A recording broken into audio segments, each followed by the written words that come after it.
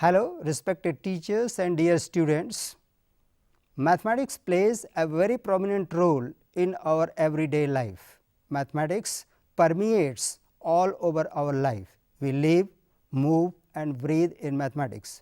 There is hardly any facet of life in which mathematics has no role to play, whether it is science, astronomy, music, agriculture, medicine, astrology, economics, commerce, dramatization, agriculture, daily life, nature, business, domestic work or games and sports. So, we may say that mathematics is all around us.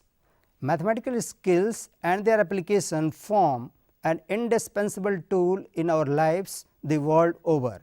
It helps in training and disciplining the mind to develop power of thinking and reasoning. It is said, higher the achievement in the field of mathematics, so is the nation's development. This statement also matches with the thinking of great soldier, administrator and politician Napoleon.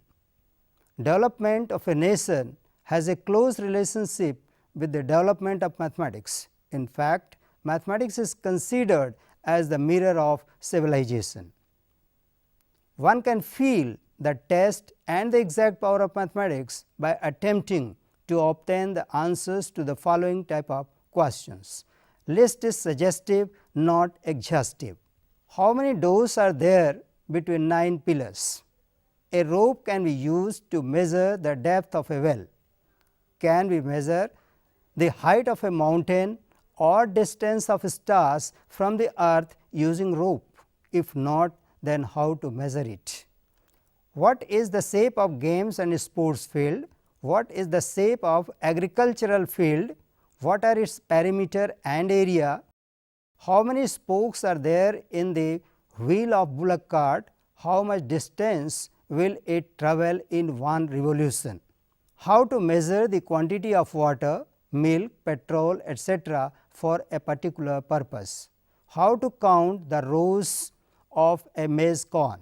How to give the feeling of small and big? How to count the physical objects appearing in nature? How to determine the number of persons required to complete a work in fixed time? How to divide the property or assets of a family among sons and daughters of the family? What is the total surface area of a normal human body? What is the volume of blood in a normal human body without any physiological test or measurement, that is without accessing the situation? In addition to the above powers, mathematics has its own characteristics. The main characteristics of mathematics can be listed below. Number 1, it is an exact and abstract human made universe. Number 2, it creates logical thinking and reasoning. Number 3, it has a close relationship with life situations. It is considered as the life of business and the creator of science. Number 4, it is a foundation stone of all sciences, namely physics, chemistry, geology, biology, astronomy, astrology, etc. It creates an attitude towards a special type of thinking. Number 6, it has its own language and grammar involving enormous patterns. It must be understood that the mathematics is not for a few individuals only. Each individual on the earth needs it and is capable of making use of it. Mathematics provides us an unlimited scope to perceive problems under 3 situations, namely concrete, abstract and intuition. Now, a natural question arises: in what form mathematics should be presented to the students at the school stage? In this regard, it is instructive to note that most of mathematical concepts have been developed through the personal experiences with nature. Hence, it must be presented to the student in its most natural form, which should be concrete, tangible and perceptible. Abstractions should be deferred to such time till mind naturally search for abstraction, and methods of teaching mathematics should be similar to those while teaching creative drawing and painting. Mathematics should be enjoyable and intuition should have a free play. Rigors of logic should be deferred till such time the students are prepared to accept it.